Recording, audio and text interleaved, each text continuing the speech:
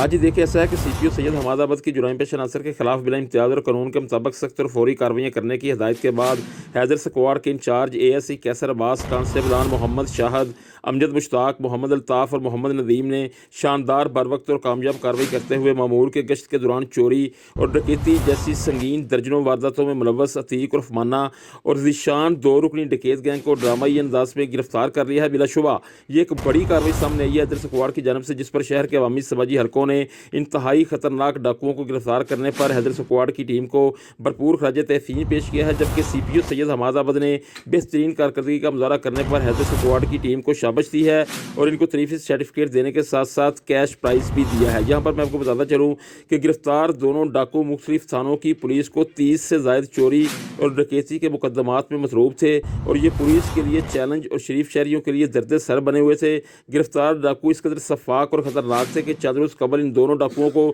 دوران گشت مشکوک سمجھ کر روکا گیا تھا، مگر انہوں نے رکنے کے بجائے پولیس پارٹی پر سیدھی فائرنگ کر دی تھی اور فرار ہو گئے تھے، جن کو اب اے ایس ای کیسر عباس، کانسٹیبلان محمد شاہد، امجد مشتاق، محمد الطاف اور محمد ندیم پر مشتمل حیدر سکواڈ کی ٹیم نے گرفتار کر لیا ہے۔